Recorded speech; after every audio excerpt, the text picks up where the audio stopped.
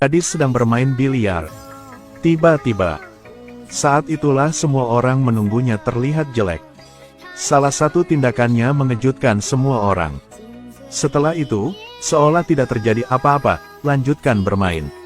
Sekarang mata semua orang terfokus pada satu tempat.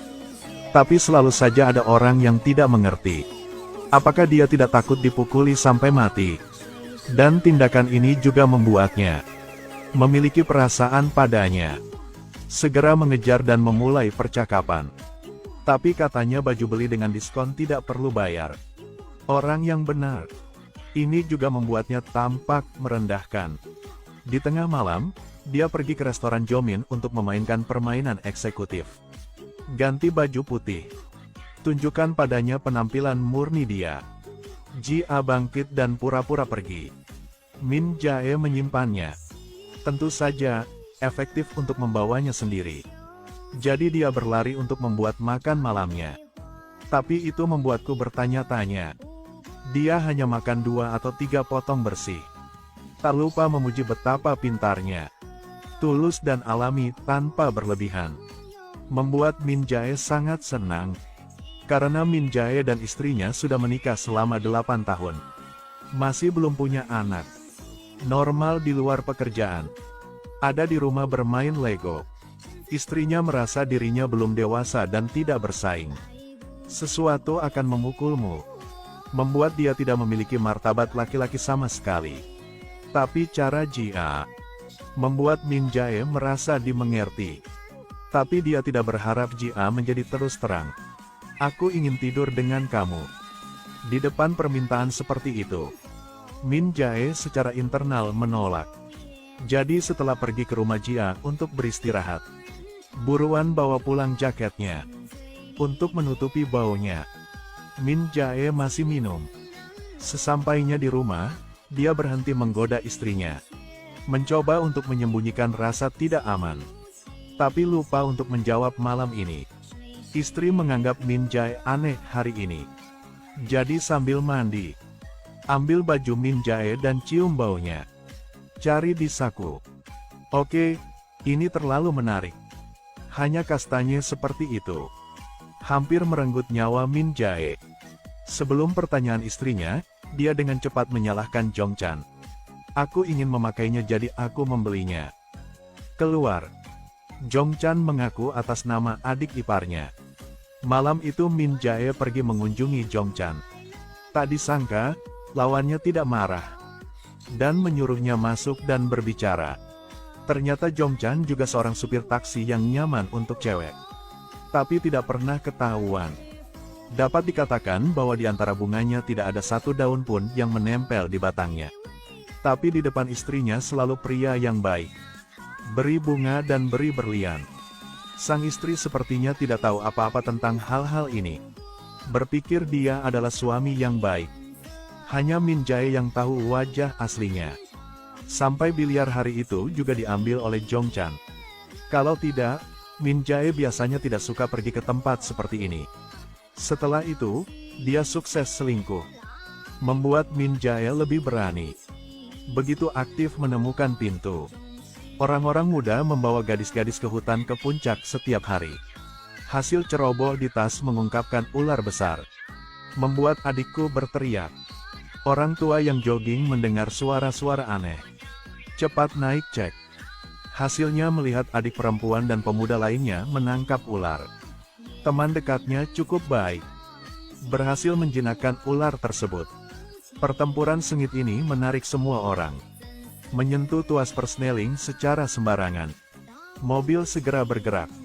Semua orang mengikuti mobil itu. Sampai mobil benar-benar berhenti. Hubungan mereka menjadi lebih baik dan lebih baik. Menumpuk Lego di tempat tidur bersama. Bermain game bersama. Terkadang sedikit tetes madu. Min Jae juga sopan.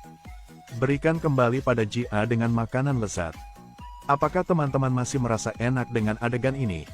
Lagi pula, air liur aku sudah kering. Setelah latihan yang lama, hidangan Min Jae bahkan lebih enak.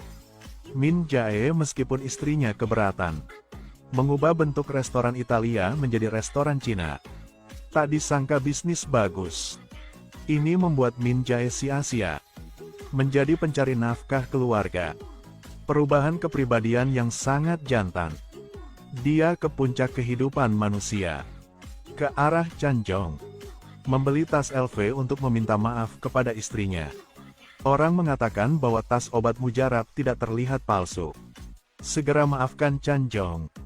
Senang membawa tas ke pasar. Membeli makanan untuk dimasak untuk Chan Jong. Akibat kecelakaan. Semuanya datang begitu tiba-tiba. Ketika Chan Jong mendengarnya, dia tercengang. Sebagian orang baru menghargainya setelah ia pergi. Sejak saat itu rasanya menjadi orang yang berbeda. Dia tidak ingin keluar dan main lagi. Di rumah seharian sangat bosan. Dan Min Jae di sisi lain tidak terkendali. Ulang tahun istri Min Jae menyiapkan hadiah. Piyama sutra mewah. Tidak tahu dia juga memberi Jia satu rok. Ukuran yang salah untuk 2 orang. Sekarang menerima pesan dari Jia. Mengatakan ada di depan pintunya. Melihat melalui jendela. Min Jae buru-buru mencari alasan untuk pergi. Meskipun Jia melakukannya. Masih tidak bisa menahanmu. Kali ini Jia datang ke pintu dengan tindakan yang ingin dia lakukan. Dia tidak ingin menjadi anak di bawah umur. Dia ingin menjadi istri yang resmi. Hari itu Min Jae melihat Jia datang ke restoran untuk berbicara dengan istrinya. Dia bodoh. Pada saat inilah sang istri pergi ke dapur. Min Jae takut untuk mundur.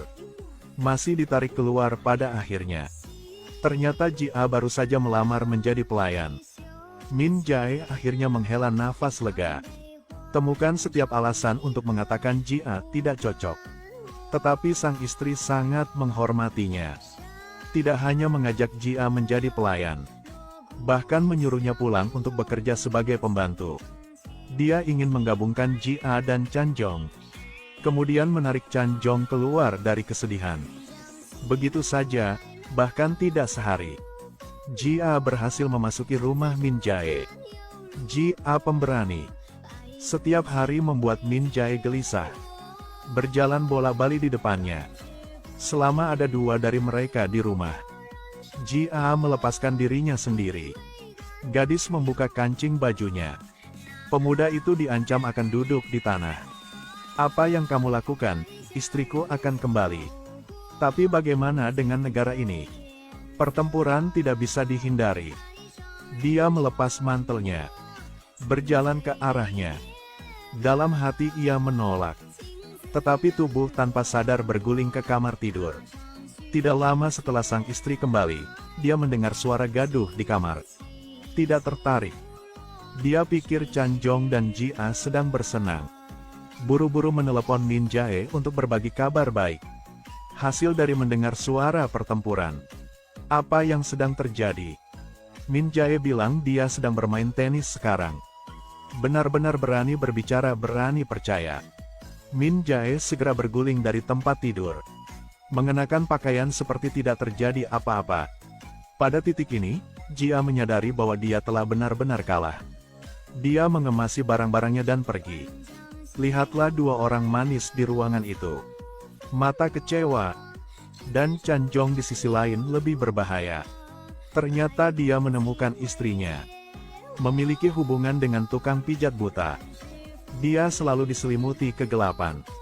Melihat Chan Jong sedih, Min Jae menyadari bahwa istrinya baik. Dia merasa bersalah melihat istrinya. Tetapi istrinya memberinya kabar baik. Katanya akhirnya hamil. Ini membuat Min Jae memutuskan. Benar-benar terputus dari Jia. Jadi temui dia di restoran terkenal. Yang baru saja meneleponnya untuk berbicara tentang putus. Tidak menyangka Jia akan marah. Beritahu istrimu dan Chan Jong tempat pertemuan itu. Sang istri bergegas ke restoran untuk mencari tahu. Baru saja memasuki lobi dan terlihat oleh Min Jae. Jia segera memanggilnya. Dalam sekejap mata Min Jae juga menghilang. Ternyata Min Jae menggigil dan bersembunyi di bawah meja. Stres mendengarkan percakapan. Takut Jia mengungkapkan hubungan mereka. Dia dengan panik menggosok betis Jia. Diam-diam menangis ayah memanggil ibu tolong jangan beritahu. Untungnya Jia tidak mengkhianatinya pada akhirnya. Hati Min Jae yang gelisah juga ikut turun. Sang istri tidak memperhatikan dan melarikan diri. Untung lolos. Tiba-tiba bertemu Chan Jong di pintu. Dia hanya bisa memeluk Chan Jong. Katakan padanya segala. Dia meminta kakak iparnya untuk membantu dia keluar dari masalah ini. Sejauh ini, istri hanya bisa setuju. Jadi dia pergi ke belakang Jia. Beritahu adik perempuannya bahwa orang ini akan menjadi kakak iparnya. Adik yang luar biasa. Dan Jia juga bingung. Tapi pada akhirnya tidak mengatakan yang sebenarnya. Di bawah bantuan Chan Jong, lelucon ini akhirnya berakhir. Bahwa saudara iparnya membantu Min Jae melarikan diri. Ada satu alasan penting lagi. Dia tahu adiknya seperti Min Jae. Dapat mengatakan itu lebih dari suaminya. Bayi yang dikandungnya adalah milik seorang pramusaji di sebuah restoran. Orang itu masih jalang. Setelah ini, mereka menggunakan gambar untuk pemerasan. Dan mau mengirim foto mereka berdua ke Min Jae. Saudari itu tidak punya pilihan selain meminta bantuan kakaknya. Tentu saja, bukan berarti orang-orang dari keluarga yang sama tidak memasuki pintu yang sama. Chan Jong hanya harus mengajak pria lain berkencan. Menunggunya masuk ke dalam mobil. Chan Jong mempromosikan semangatnya untuk tidak membutuhkan hidupnya. Akselerasi berhenti mendadak. Gunakan putaran kecepatan tinggi lagi. Membuat pemuda takut mimisan. Takut sampai berlari di malam hari. Debu akhirnya mengendap. Pulang dua orang saling berpelukan. Setiap orang bersalah dengan pihak lain. Ada juga kebangkitan yang tulus. Bahwa Chan Jong dan Jia tahu segalanya. Diam-diam menanggung semuanya. Begitu saja, dua rumah yang damai hidup bersama. Ini adalah drama yang eksplosif. Teman-teman mungkin menganggapnya lucu. Tetapi kenyataan mencerminkan sudut pernikahan. Jadi menurut teman-teman, 4 orang ini akan patuh seumur hidup. Pertanyaan ini, aku serahkan kepada teman-teman. Silakan meninggalkan komentarnya ya.